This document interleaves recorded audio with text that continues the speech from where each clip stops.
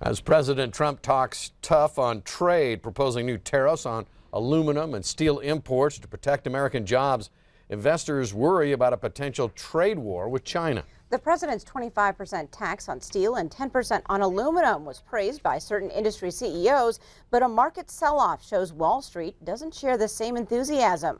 Although President Trump routinely accuses Beijing of unfair trade practices, yesterday's announcement still shocked the Chinese government.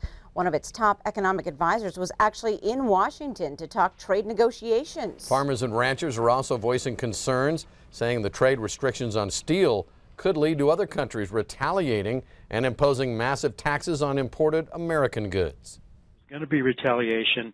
It seems like agriculture is always the one that gets it. And so that's been our biggest concern, and it's a real concern for wheat farmers. I mean, China has imported 19.5 million bushels of spring wheat this year. Mexico, 66 million bushels of hardwood winter. And in Europe, Italy, and other countries, 5.2 million bushels of durum. Canada's very upset about this already. Our biggest partner is Canada. And then China and South Korea is a big part of it. So retaliation of countries like that would very much hurt Montana agriculture. And we've got to realize it, and our elected people got to start complaining very loudly to the president this is a stupid thing to do. Concerned workers say although this is in part to target Chinese steel, China doesn't even break the top 10 of sources of U.S. steel imports in 2017. Montana Congressman Gianforte was in Helena today talking tax cuts and economics with capital city business leaders. As MTN's Mike Dennison reports now, the hour-long meeting spilled into several other hot-button subjects as well. First-term Republican Congressman Gianforte told members of the Helena Chamber of Commerce Friday he was there to listen about how the GOP tax cut bill was playing out for businesses. But he had plenty of things to say himself on how he thinks corporate tax cuts and less government can spur the economy. The whole idea with this tax plan was to put more money in people's pockets, lower the rates, make America more competitive, and we're starting to see it show up. I firmly believe that wealth is not created by government programs. Prosperity is not created by government programs. It's created by entrepreneurs who create businesses, who create jobs. Mostly government should just stay out of the way. U.S. Bank executive Jeff Arbazani said the company has raised worker wages from $12 to $15 an hour for many employees and awarded bonuses because of the tax cut.